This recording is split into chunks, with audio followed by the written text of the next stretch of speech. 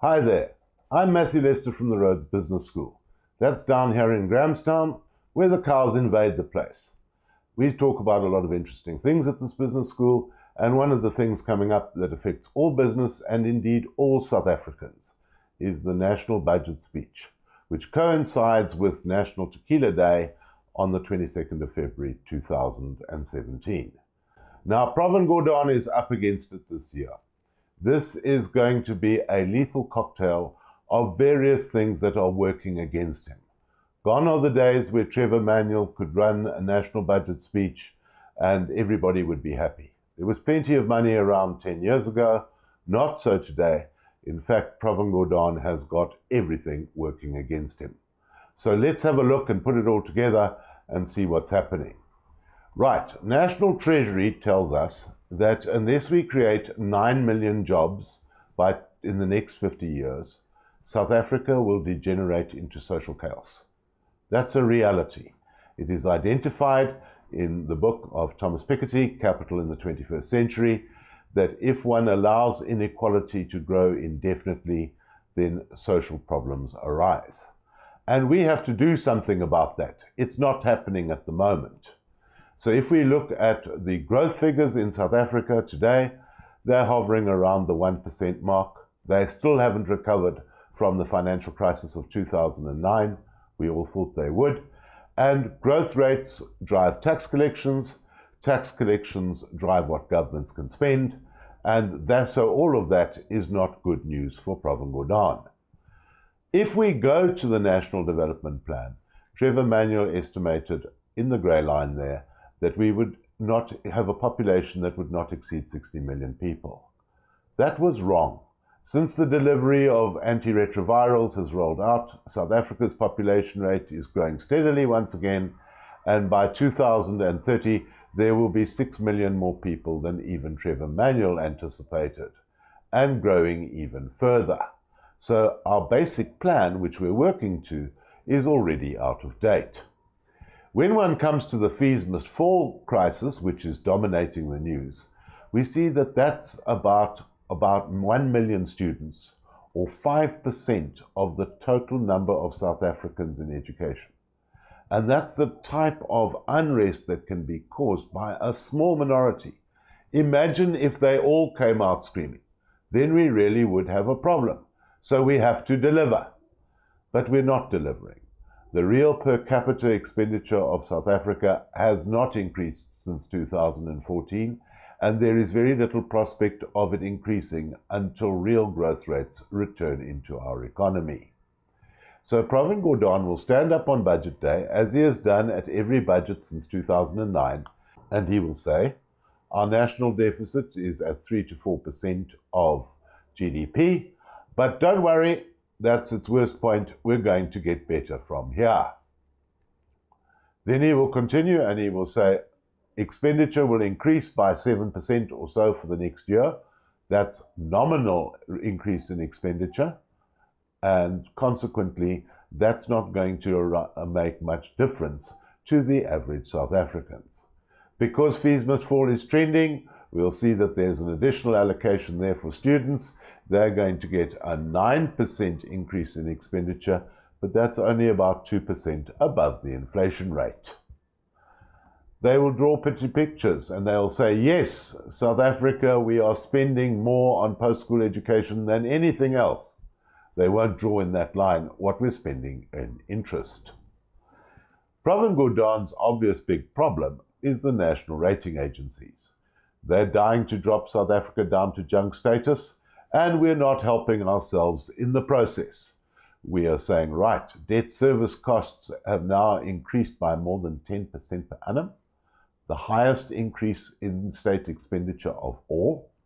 We are saying, well, we can't get SARS sorted out. There are all these funny books coming out about disasters at SARS. Gordhan doesn't get on with Monyani, and vice versa, and so it all carries on. Then we have, of course, the Guptas who are suing Prof Gordhan. And we have a president who doesn't seem to be that enamored with him either. And the president, of course, is planning a third term. These problems pale into insignificance when one looks at what's happening in the international sector and the extent of change that has happened there in the last year. So a year ago, Gordon could confidently have expected, for example, that David Cameron would continue to be the Prime Minister of the UK, ably assisted by his henchman, George Osborne. Then, overnight almost, onto the scene comes Boris Johnson. The Brexit campaign doesn't work, and so consequently, UK votes out. Cameron gone, Osborne gone in a matter of a few weeks, and then we are left with a whole new scene. Oh no, not Maggie Thatcher coming back. It's her stunt double, along with Woody Allen. And we don't really know where that's going to take us. This pales in insignificance to the USA, where Clinton, the Democrat, the Liberal, was supposed to come in. Everybody would have bet on that a year ago, but disappointed, it didn't happen, and now we've got the whole new world of Donald Trump. All of this does not bode well for South Africa. So let's turn on to the tax outlook for 2017 and say, well, what can we do about it? And we start off in this process by saying, well, what's currently happening with tax collections for the 2017 year? And we see, well, we're going to get pretty close to making bank. It's not that bad as some of the press would have put it. So, for example, we have the budget last year, and that says we're going to raise 1.174 trillion in tax. That target is always downgraded in the medium-term budget framework speech, and there it goes down to 1.152 trillion. We can expect that there will be a further downgrade in the estimate to 9 to 15 billion out of 1.152 trillion. That's about 1% off target on budget day. But let me tell you this, don't despair about that figure, because that's still an estimate. The final number only comes out on April Fool's Day, when all the money's in the bank, and in almost every year over the last 10 years, SARS has made bank on the estimate that was published in the medium-term budget framework speech. So our tax collections are not as grim as some of the people in the press would make out. So don't expect a meltdown on that front as you are seeing in the press. We're not too bad. But the medium-term budget framework speech tells us, in spite of all of this, we've got to get another 28 billion rand for next year. And this is where it starts getting difficult. Because when one looks at South Africa's tax base, we only have 3 big taxes. That's personal income tax. You can put that one up anytime you want. But when it comes to VAT, the unions say, if you increase the VAT rate, well, then we'll have a party that will make Fees Must Fall look like a bring and bri. And increasing the corporate tax rate, well, the companies are struggling anyway. And what we are seeing is that post-Brexit, the trend on corporate taxes is to drop them. So we are saying that we don't have the space to increase the corporate rate of tax. So that means a lot of the 28 billion rand has got to come from the other little taxes. And we can only get about half of it from personal income tax. So let's move to personal income tax and say, well, what can we do about it? And this is where we look at characters. So, take Finance Minister Nene's budget of 2 years ago. He said, I spread my tax benefits and increases right across the tax table. I am expecting the poor to pay as much as the rich. Prof Gordon's got a different outlook on that. He says the poor have a rough time in South Africa. In last year's budget, he gave them a fiscal drag adjustment of some 5 billion rand. But there's little sympathy for the higher-end taxpayer, that's taxpayers earning over 550,000 rand per annum. He says they do not get a fiscal drag adjustment. In fact, last year, they were very lucky not to get an increase in the maximum marginal rate from 41 to 42%. So if we take that and we run it against taxpayer numbers in South Africa, let's show you what happens here. So we say, National Treasury will proudly boast that there are 13 million registered taxpayers. But that's a totally academic number, actually, because nearly 7 million of them don't pay tax. They fall below the tax threshold. Then we have the middle income taxpayers. They pay a lot, but they're trying to benefit them and make life a little bit easier. The little sympathy comes from 550,000 Rand upwards, and that's where one can expect an increase in the top personal rates of tax, as well as very limited fiscal drag adjustment.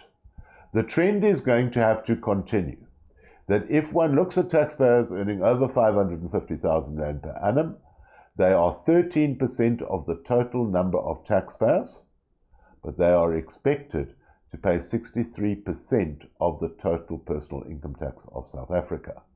If you take that further and say that personal income tax is 37% of all taxes, and the rich are paying 63% of that, we see that just in personal income tax, the rich are paying about 25% of South Africa's total tax bill, before we even get onto VAT, excise duties, fuel taxes, and the like. Of course, we have to ask that question, who's rich in South Africa? And the guideline as to who's rich in South Africa seems to come from the work of Atkinson and Alvarado back in 2007. They looked at the top income deciles. So you break the population up into 10% deciles. The top 10%, they say in 2007, were those earning above 80,000 Rand a year. And if you apply inflation to that, that's 150,000 Rand per annum today. The top 1% of earners in South Africa earn over 600,000 Rand in today's terms. And that correlates with the tax base. The top 1%, that's 600,000 taxpayers, 1% of 56 million people, they are going to pay 63% of personal income tax, or 25% of the total bill. It's quite frightening, and that's not all. This leads on now to the other forms of personal income tax, capital gains tax, which is included in personal income tax. And last year we see that they increased the inclusion rate on capital gains tax. Why? In 2001 we said capital gains tax rates must remain low because it doesn't allow for the inflationary increase in prices. Well, we seem to have thrown that completely out of the window today and say a gain is more a gain. And one can expect that the CGT inclusion rate for companies will go towards 100% in this year's budget, and that there will also be an increase in personal CGT inclusion rates to say 50%. The real frightening issue in all of this is what happens with trusts. They are not natural persons, and if they get a 100% inclusion rate similar to companies, and the top rate of personal income tax is increased to 42 or 43%, the CGT rate on trusts is going to become horrendous, and that will be enough to act as a deterrent against people using trusts. Other major tax increases that we can look at, company tax, I doubt it. Skills development levy will probably go up because that is a unique tax. It's a levy, and the levy is isolated from the general pool of funds available to National Treasury. Skills development levy has to be spent on skills development, and it is likely that the increase there will be used to fund what is to come with fees must fall. The VAT rate, you can bet on that, not going to increase. Why? The unions are not going to allow it. If one gets down now to the fourth biggest tax, the difference in approaches, we see that Prof Gordon is not very keen on increasing fuel levies. Back in the days of Nene in 2015, 80 cents a litre was on the cards. Prof Gordon reckons the fuel levy hits the poorest of the poor. He only goes up by 30 cents a litre or so. I'm sure it will be that much. I don't think there's going to be a fuel price shocker, because of course that affects the poorest of the poor. Sin tax, expect no sympathy. You're going to get the annual increases every year. It's not going to make a huge amount of difference because there's massive levels of fraud within the cigarette and alcohol businesses of South Africa. So yeah, it'll keep growing. The question is, are they going to add something else to it, like sugar tax? That's doubtful for this year because the legislation is not yet ready. Then there come some controversial taxes, such as transfer duty. Now, National Treasury has taken the view over the last two budgets that transfer duty must increase because it is a wealth tax. So Nene increased it in 2015, and Gordon took that even further in 2016. The question is, could they take it any further? I don't think so. The top rate of transfer duty is now almost the same as the VAT rate. And it is a wealth tax that in some of the international reports on taxes have said, don't do this. A transaction tax on wealth causes the markets to stagnate. And there's a big argument to go that we shouldn't be increasing transfer duty. So budget day bets, VAT increase, 10-1 against an increase. Corporate tax increase, 10-1 against an increase.